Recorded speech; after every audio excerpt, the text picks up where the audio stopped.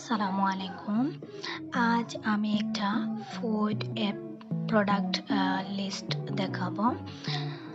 তো এর জন্য প্রথমে এরো বাটন যে বাটনগুলো লাগবে আমার সেগুলো আমি কালেক্ট করে নিচ্ছি। এখানে এরো, হার্ট, কার্ট, তারপর প্লাস, মাইনাস এই বাটনগুলো আমি বর্তমানে নিচ্ছি।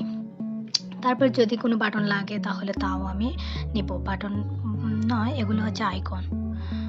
তো প্রথমে এটা আমি সেট করে নিলাম টেক্সট সহকারে, যে পেজের নামটা থাকলো তার এটাকে টপে বসিয়ে দিলাম। তারপর একটা স্টক ইমেজ নিয়ে আসলাম, যেটা হচ্ছে এই প্রোডাক্টের ইমেজ।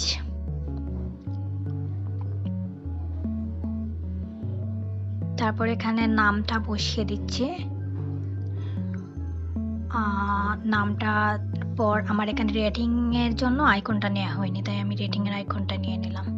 তারপর কতটুকু রেটিং আছে এই প্রোডাক্টে সেটা আমি একটু লিখে দিলাম।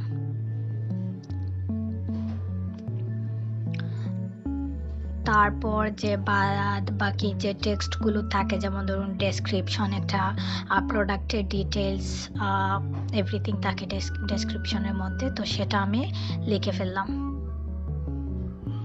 তারপর সিমোরে ক্লিক করলে আরেকটা পেজ আসবে, বা পেজ আসবে না, এই পেজের মধ্যে এটা উপরে উঠে যাবে, তারপর সবগুলো দেখা যাবে। এটা অন্য পেজ, কিন্তু আজ আমি এটা ডিজাইন করতেছি না, অন্য দিন করব। তারপর কোয়ান্টিটি এখানে ক্লিক করে বাড়াতে পারবে, আবার কমাতে পারবে, যে কতটা বার্গার সে অর্ডার করবে এটাতে করে নিতে পারবে। তো বর্তমানে আমি শুধু যে কোয়ান্টিটির একটা বসিয়ে দিলাম, কিন্তু যদি এটা আপনাদের প্রোটোটাইপ অর এটার যে কোয়ান্টিটি একটার পর একটা আসবে 1 2 3 এভাবে ক্লিকেবল করে দেখতে চান, আমি সেটা করে দিতে পারবো। কিন্তু এখানে যে আমি এই যে হোভার ইফেক্ট আর এখানে এই যে কার্টের মধ্যে একটা ইফেক্ট দিচ্ছি, সেটা যদি আপনারা ফলো করেন তাহলে ওই কোয়ান্টিটির প্রোটোটাইপিংটাও পারবেন আপনারা। এই দেখুন, আমি এখন স্টার্ট করলাম যে এটাকে এখন আমি যে ক্লিক করার পর কীরকম আসবে, যেমন ধরুন কেউ সেভ করলো এটা তার উইশ লিস্টে, তো উইশ লিস্টে সেভ করার পর কীরকম আসবে সেটা আমি দিয়ে দিচ্ছি। তো এটা এখানে লাগবে কিছু কাজ করা লাগবে, যেমন ধরুন প্রথমে দুইটা এনে কম্পোনেন্ট করে ফেললাম। কম্পোনেন্ট করার পর সবগুলোকে সিলেক্ট করে কম্বাইনেস ভেরিয়েন্ট দিয়ে দিলাম। তারপর একটার সাথে আরেকটা প্রোটোটাইপ করে ফেলবো। দেখুন এখানে প্রোটোটাইপে 1 ট্যাপ দিয়ে দিলাম, তারপর নিচেরটা থেকে উপরেটাও 1 ট্যাপ দিয়ে দিলাম। এই তো হয়ে গেল। তারপর আমার কালারটা চেঞ্জ করতে হবে। কালারটা হচ্ছে এটা। কালারটা চেঞ্জ করার পর আমি এই যে উপরে কার্ট বাটনের যে এড টু কার্ট বাটনের যে হোভার ইফেক্ট এখানে দেব, সেটা আমি দেখিয়ে দিচ্ছি আপনাদেরকে। সেম প্রসেসেই যেমন উইশ লিস্টেরটা করেছি, সেম প্রসেসেই, তবুও আমি আরেকবার দেখিয়ে দিচ্ছি আপনাদেরকে। প্রথম অবস্থায় যে কার্ট থাকবে সে বাটনটা কালার করে নিলাম, তারপর দুইটাকে কম্পোনেন্ট করে তারপর